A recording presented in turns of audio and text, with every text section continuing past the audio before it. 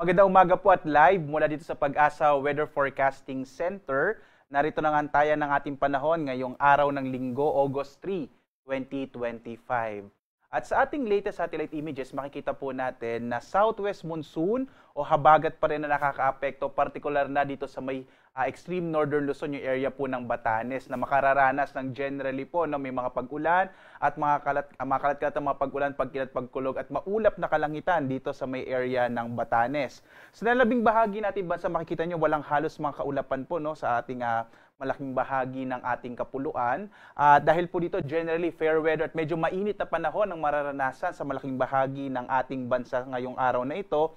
Pero posible pa rin yung mga isolated o mga pulupulong pag-ulan, pagkilat, pagkulog. Yung mga thunderstorm advisories po natin na inilalabas ay siyang magsisilbi pong gabay na po natin kapag meron po tayong mga namamata ng mga thunderstorm na tumatagal ng 2 hanggang mga 3 oras. Sa ngayon nga, wala tayong minomonitor na anumang low pressure area. Wala rin po tayong bagyo sa loob at labas ng Philippine Area of Responsibility na minomonitor sa kasalukuyan. Base nga sa ating pinakahuling mga datos, medyo maliit pa yung chance na magkaroon tayo ng bagyo at least in the next 2 to 3 days. Medyo maliit po yung chance na magkabagyo sa loob ng Philippine Area of Responsibility. Dito nga sa Luzon, narito ang ating inasang magiging lagay ng panahon. Malaki yung chance ng mga pag-ulan, partikular na sa bahagi ng lalawigan ng Batanes, habang nalabing bahagi ng Luzon, makararanas po ng mga isolated o pulupulong pag-ulan, pagkidlat, pagkulog, lalo na sa hapon hanggang sa gabi. Medyo mainit pa rin yung tanghali natin dito sa malaking bahagi ng Luzon. Yung agwat nga ng temperatura sa Lawag, 25 to 31 degrees Celsius. Sa Tuguegarao, umaabot po hanggang 35 degrees Celsius yung maximum temperature. Sa Baguio, 16 to 21 degrees Celsius. Sa Metro Manila, 26 to 33 degrees Celsius. Sa Legazpi, 26 to 33 degrees Celsius, habang sa Tagaytay, 24 to 31 degrees Celsius.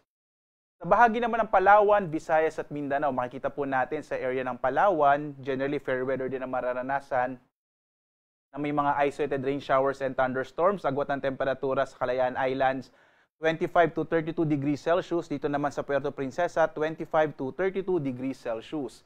Sa malaking bahagi naman ng Kabisayaan, mga pulupulong pag-ulan, pagkilat, pagkulog din ang mararanasan, lalo na sa hapon hanggang sa gabi. Agwat ng temperatura sa Iloilo, 26 to 32 degrees Celsius.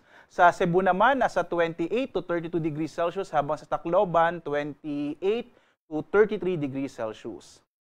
Ang malaking bahagi din po ng Mindanao ay makararanas ng bahagyang maulap hanggang sa maulap na kalangitan na may mga pulupulong pag-ulan, pagkidlat, pagkulog, kadalasan din po sa hapon hanggang sa gabi. Yung agwat ng temperatura sa Zamboanga, nasa 26 to 35 degrees Celsius. Sa Cagayan de Oro naman, 26 to 32 degrees Celsius, habang sa Davao, nasa 26 to 34 degrees Celsius.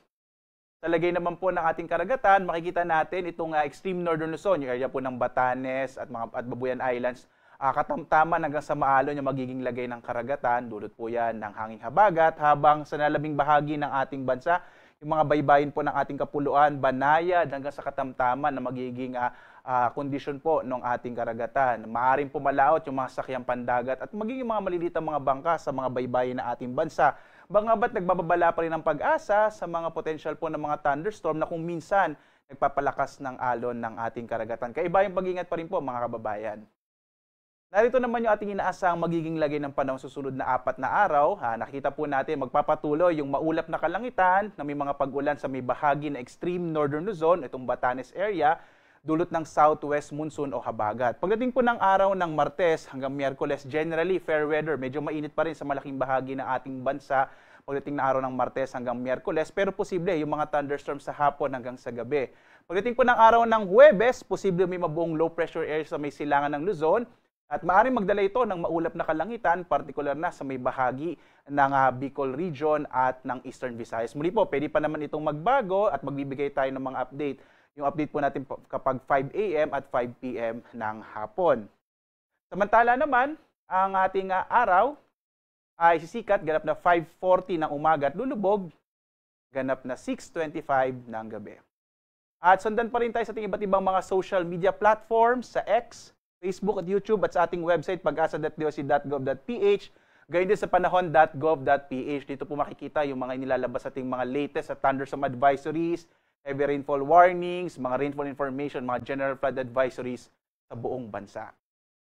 At live po na nagbibigay update mula dito sa Pag-asa Weather Forecasting Center. Ako naman si Obet Badrina. Maghanda po tayo lagi para sa isang ligtas na Pilipinas. Maraming salamat po. A blessed Sunday sa inyong lahat.